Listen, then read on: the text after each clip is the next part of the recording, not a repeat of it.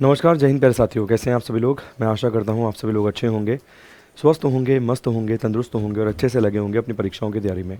यहाँ पर एक चौंका देने मामला है जो सामने आ रहा है। जैसे कि आप सभी लोग देख सकते हैं कि एसएससी एमटीएस की जो परीक्षा थी वो बिहार के पूर्णिया के अंदर एक केंद्र पर करवाई जा रही थी, मतलब एक बेसिकली सेंटर पे करवाई जा रही थी।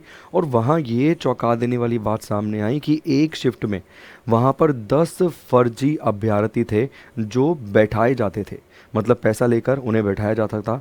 क्या है पूरा का पूरा मामला समझते हैं और इसके ऊपर अभी तक क्या कुछ हुआ है इसको भी एक बार जान लेते हैं। ठीक है, सबसे पहले यहाँ पर आप देख सकते हैं कि बिहार के पूर्णिया केंद्र में एसएससी परीक्षा की हर पाली में बैठाए जाते थे 10 फर्जी अभ्यर्थी। इस खबर में आप देखते हैं कि एसएससी एमटीएस कर्मचारी चयन आयोग मल्टीटास्किंग स्टाफ परीक्षा में फर्जीवाड़ी जिस दिन परीक्षा शुरू हुई उस दिन से ही शुरू हो गया था।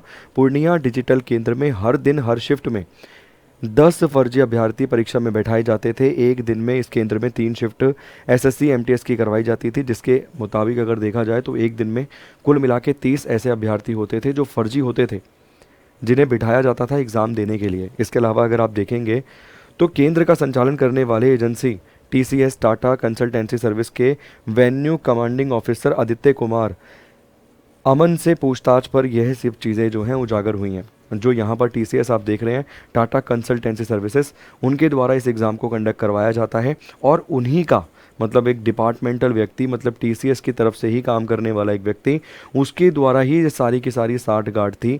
उसके बदले में उसे प्रति विद्यार्थी 80,000 रुपये तक की राशि दी जाती थी।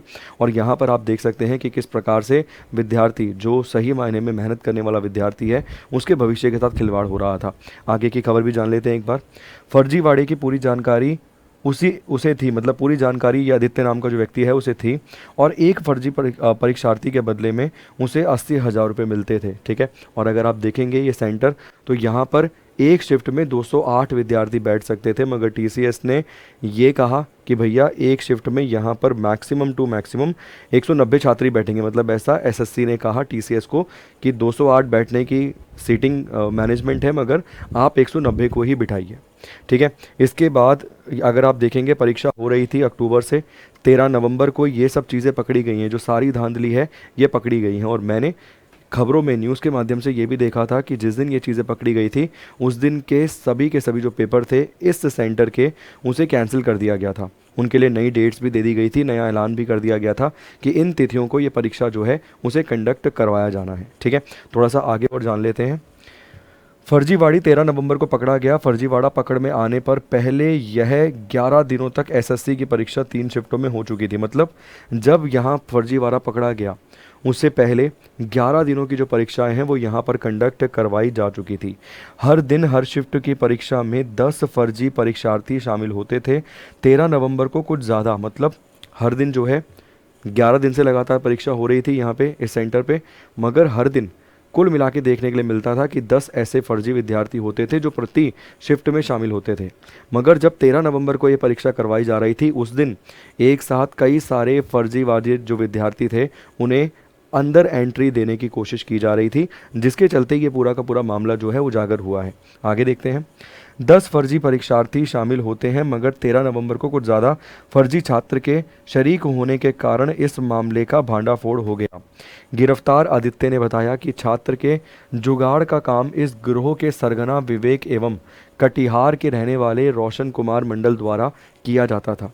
ठीक है, इसके अलावा जिन छात्रों के मैनेज करने की जानकारी गिरोह के सरगना द्वारा दी जाती थी उसे बिना जांच के ही उनके द्वारा अंदर प्रवेश कर दिया जाता था। देखिए सर, आप में से बहुत सारे लोगों को ये होगा कि मैं इस खबर को आपके सामने क्यों पढ़ रहा हूँ। देखिए, मैं बस आपको ये कहना चाहता हूँ कि आप के साथ अगर कोई ऐसा कोई व्यक्ति कनेक्ट करता है जो आपको ये कहता है कि भाई मैं कुछ पैसा लेके आपका एग्ज़ाम क्वालिफाई करवा दूंगा, या फिर अगर आप किसी परीक्षा में जाके बैठते हैं और वहाँ पर आप कुछ ऐसा होते हुए देखते हैं कि भैया किसी को बिना चेकिंग के अंदर भेजा जा रहा है, तो आपको उसके खिलाफ आवाज़ ज़रूर उठानी चाहिए, शिकायत करनी चाहिए। एसएससी स्टाफ सिलेक्शन कमीशन के जो कर्मचारी होते हैं वो सेंटर्स पे मौजूद होते हैं, आप उनके सामने उसकी कंप्लेंट है वो कर सकते हैं।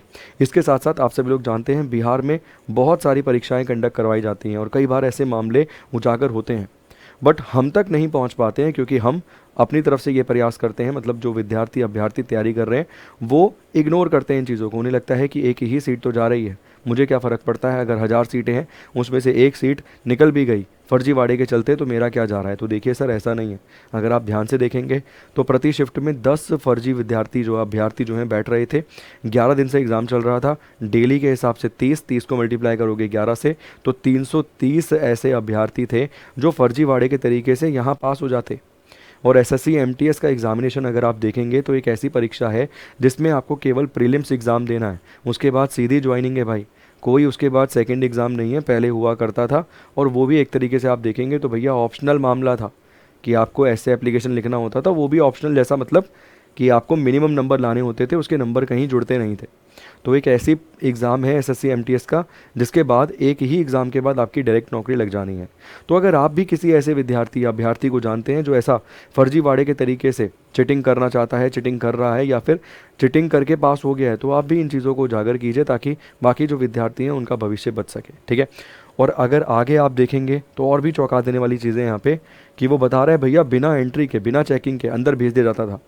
रोल नंबर की लास्ट की 4 डिजिट भेज दी जाती थी। ये जो व्यक्ति आप देख रहे हैं आदित्य नाम का टीसीएस का, इसको जो गिरोह के सरगना आपको मिलेंगे विवेक और रोशन कुमार, इनके द्वारा डिटेल भेज दी जाती थी अभ्यर्थी की लास्ट की 4 डिजिट, और जैसे ही वो 4 डिजिट देखते थे वो वैसे ही उसको अंदर एंट्री दे देते थे, ठीक है। गिरोह सरगना रोशन एवं विवेक जैसे परीक्षार्थी के रोल नंबर के अंतिम 4 अंक मैसेज के माध्यम से भेजते थे। और टीसीएस कर्मचारी आदित्य कुमार अमन अररिया जिले के शिवपुरी वार्ड संख्या 9 का रहने वाला है। यह 2020 में टीसीएस में भर्ती हुआ था। अब देखिए, टाटा कंसल्टेंसी सर्विस, हम ये मानते हैं कि बड़ा पारदर्शिता के साथ पेपर करवाता है, और ये कोई गलत चीज़ नहीं है सर। ये चीज़ सामने आई है तो इस पर कोई ना कोई एक्शन भी लिया जाएगा। हम ये नहीं बोल रहे कि ऐसा कैसे हो गया। देखिए, जहाँ कोई पॉजिटिव काम होता है वहाँ आप देखेंगे नेगेटिव काम भी आपको नज़र आएगा। बट ये चीज़ें जब तक उजागर नहीं होंगी, सामने नहीं आएंगे, वैसे मान लीजिए कितने ही विद्यार्थी यहाँ पर अभ्यर्थी होंगे, 10 तो बताया जा रहा है, क्या पता 10 से ज़्यादा संख्या हो।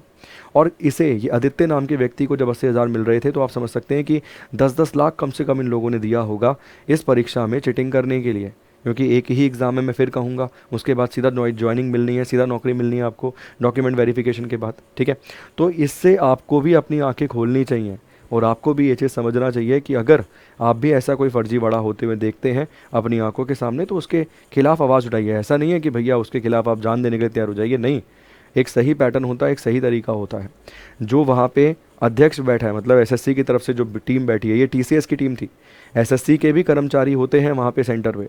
तो जैसे ही वहाँ अगर आपको एसएससी का कोई कर्मचारी दिखता है तो आप जाके कंप्लेंट कीजिए, और कंप्लेंट की गई है तभी जाकर ये पूरा का पूरा फर्जीवाड़ा जो है वो सामने आया है, ठीक है। और बिहार से कुछ ज़्यादा ही इस प्रकार की खबरें आपके सामने आ रही हैं, जैसे बीपीएससी टीचिंग 3.0 का पूरा पर्चा लीक हो गया था। इसके अलावा आपको याद होगा बिहार कांस्टेबल का जो रिसेंटली रिजल्ट आया है अक्टूबर में, उसका पूरा का पूरा पर्चा लीक हो गया था 2023 के अंदर। तो आप लोगों को भी थोड़ा अपनी जिम्मेदारी को समझना पड़ेगा, थोड़ा चीज़ों को समझना पड़ेगा, सचेत रहना पड़ेगा, और ऐसे फर्जीवाड़े से खुद भी दूर रहिए। अगर आपका भी कोई दोस्त मित्र रिश्तेदार आपको ये सलाह देता है कि नहीं शॉर्टकट रास्ते से लग जाएगी, तो भैया सीधा इनकार कर दीजिए। ताकि देखिए, केवल एक विद्यार्थी के भविष्य का यहाँ सवाल नहीं होता, यहाँ लाखों लाख छात्र के भविष्य का सवाल होता है, उस मेहनत करने वाले अभ्यर्थी का सवाल होता है जो पिछले 1 साल 2 साल 3 साल निरंतर पढ़ रहा है, मेहनत कर रहा है, लगातार अपनी तरफ से कोशिश कर रहा है, प्रयास कर रहा है, ठीक है।